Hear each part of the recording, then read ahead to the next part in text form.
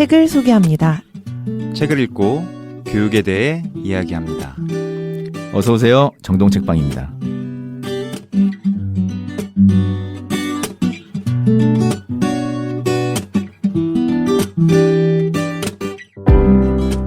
김 부장님이 이 책에서 인상 깊은 부분 어딘지 한번 읽어주시면 좋을 것 같습니다. 이 책을 보시는 분들이 관심 있게 보실 부분 중에 하나가 이제 이 짝토론이라는 부분인데 이거 굉장히 이름부터 특이하잖아요. 네. 이 짝토론이 도대체 뭐 하는 건가? 네. 네, 근데 이제 짝토론을 실제로 또 운영해본 교사로서 음. 이 부분에 대해서 좀 읽어드리고 싶은데 일단은 좀 설명을 드리면 이 수업은 굉장히 구조화되어 있지 않다. 근데 그 말은 뭐냐면 어떤 매뉴얼이나 이제 그런 게 없어서 이 수업을 맡게 됐을 때 그 맡은 교사들이 수업을 디자인하고 이제 운영해야 되는 그런 부담스러운 실험이거든요. 굉장히 부담스럽지만 이 학교의 자랑이라고 할 수 있는 이제 그런 내용인데 그와 관련해서 굉장히 멋진 구조를 하나 발견했습니다. 네. 206페이지고요. 네.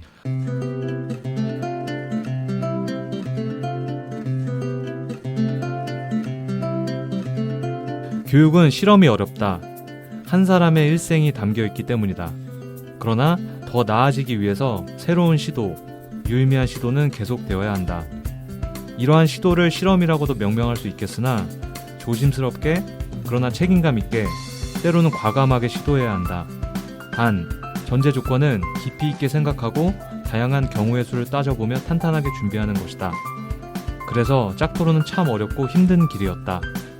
동료와 함께 더 많이 생각하고 더 많이 연구하고 더 많은 시간 토론을 통해서 수업을 고민했다.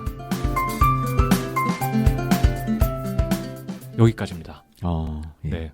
네, 이 부분을 네. 인상 깊은 부분으로 꼽은 이유는 무엇인가요? 일단은 이 교육을 이제 실험이라고 표현했던 부분 이게 네. 너무 공감이 됐고요. 그러니까 우리가 몇 차례 수업을 하는데 그 수업들이 모두 증명된 방법은 아니잖아요. 네. 그래서 이제 그런 측면에서 특히 이 짝토론은 실험의 총체였다라는 좀 생각이 들고 그 다음에 이제 여기 보면은 그런 실험이 굉장히 부담스럽지만 그럼에도 불구하고 우리가 발전하기 위해서는 그런 시도들이 굉장히 책임감을 갖고 계속 되어야 한다.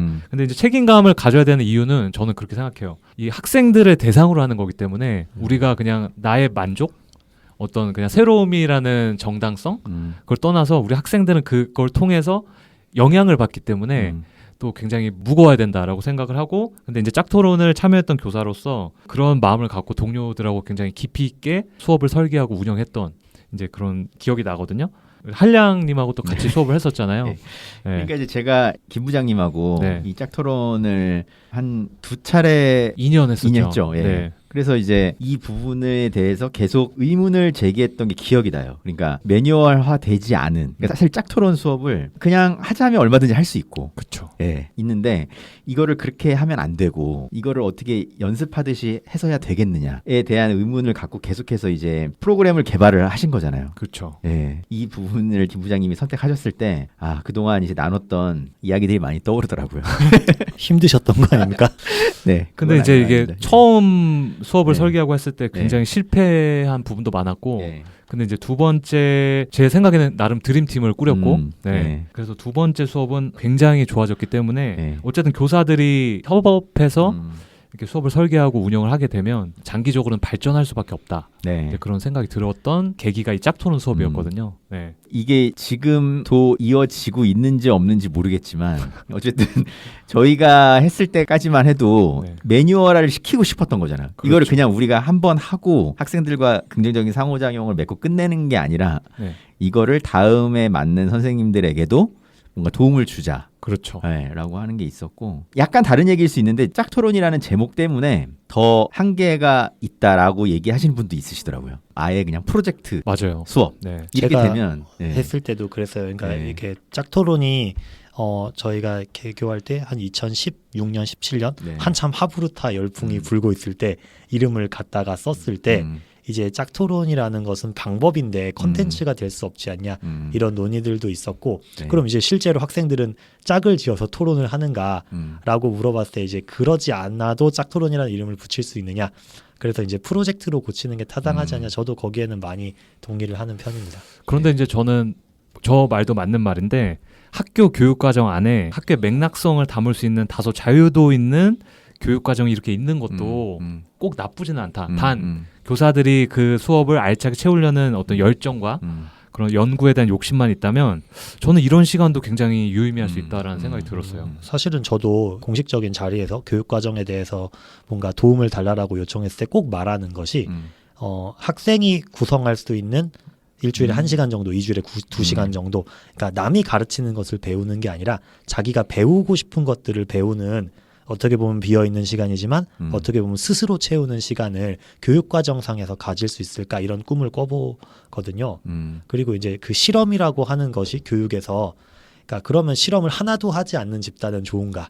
발전할 수 있는가라고 그렇죠. 봤을 때 대부분의 기업도 연구실을 운영하고 있잖아요. 그러니까 저는 일종의 투자라고 생각합니다. 우리가 기업에서 자본 비율 중에 투자 비율이 너무 높아도 안 되지만 너무 없어도 안 되잖아요. 예, 지금 현재 학교에서 연구부에서 근무를 하고 있기 때문에 그 연구라고 하는 게 저는 이제 랩이거든요. 그래서 저희 분은 랩이다. 남들이 해보지 않은 길들을 가본다. 예, 이런 과정을 가졌을 때 저는 충분히 타당성 있는 수업 시간이었다고 생각합니다. 제가 이제 김 부장님을 보면은 짝토론에 대해서 거의 가장 많이 고민을 한 사람 중에 한 명일 것 같아요. 네, 장인이죠, 장인. 그러니까 거의 네. 글도 여러 편 썼고 맞죠? 네. 이 부분에 대해서 거의 뭐 수업도 살아있는 짝토론이라고. 솔직히 네. 어디다 내놔도 부끄럽지 않아요. 예. 네. 예. 지금 근무하시는 학교에서 만들어 볼 네. 생각은 없으신가요? 일단은 그 교육과정상에 네. 빈틈이 없습니다. 지금 네. 거기는, 그래서 아까 네. 제가 말씀드린 것처럼 음. 이렇게 저렇게 비어 있는 네. 다소 느슨한 네. 그런 시간들이 교육과정상에 들어가 있어야 된다고 네. 한 게 넣고 싶어도 넣을 수가 없어요. 음. 네. 아쉽다. 예, 네. 그러니까 이제 김 부장님이 있는 학교의 교장 선생님이나 교관 선생님이 아셔야 될 게 너무나도 소중한 인재를 썩히고 있다. 네. 발휘할 기회가 없습니다. 내년에 짝토론 부장 한번 김 부장님 만들어야죠. 짝토론부로 지금. 한번 적극 추천 네, 한번 드리도록 한번 뭐 하겠습니다. 공문 한번 발송해야 되겠네요. 내부 네. 메일이라도 한번 정동 책방 예. 이름으로 이제 교장 선생님께 내부 메일이라도 한번 꼭 보내드려야 되겠습니다. 예. 네, 알겠습니다. 그러면은 이제 사실 이 책만 보면은 너무나도 완벽하잖아요. 학교의 이야기가. 그렇죠. 근데 이제 거짓을 쓴 건 아니지만 약간 MSG가 좀 있다. 네. 더 개선이 필요하다 싶은 부분은 있나요, 혹시? 저는 그렇게 생각합니다. 네. 이 학교는 생물입니다. 예. 네, 그래서 일단 구성원들이 음. 바뀌고 구성원들이 바뀌었다는 것은 그 구성원들이 가져오는 어떤 경험, 예. 그들의 철학 예. 이게 모두 다르거든요. 그래서 구성원들이 바뀜에 따라서 당연히 학교도 이 책을 집필했을 때 당시의 모습과 변화했을 것이고 그래서 어떤 부분은 더 좋아졌을 수도 있고 어떤 부분은 여기서 추구하던 이상이 다소 흐려졌을 수도 있을 것이다. 저는 그렇게 생각합니다. 아. 네.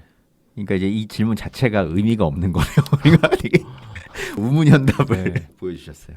우리 안을보님 의견도 예. 한번 들어봐야죠. 어떠세요? 저의 마음속에는 그냥 완벽한 아, 학교입니다. 그래요? 저도 마음속엔 그래요. 예. 그렇군요. 예. 신나게 이야기하신 다른 저자분들은 어떻게 하라고? 아, 나중에 한번 들어봐야 되겠네요. 아니 근데 한량님은 어떻게 생각하시나요? 저도 뭐 다른 아쉬운 부분들이 있죠. 네. 있고 앞에서 박열사님이나 이엠지님께서 얘기해 주셨고 사실 그 부분들이 좋은 면을 실었죠. 여기다가 좋은 면을 실었는데 사실 현실은 항상 좋은 면만 유지될 수는 없잖아요. 그렇죠. 그러니까 그게 되기 위해서 무수히 많은 실패. 이 프로님의 표현을 빌리자면 아직과 이미 사이.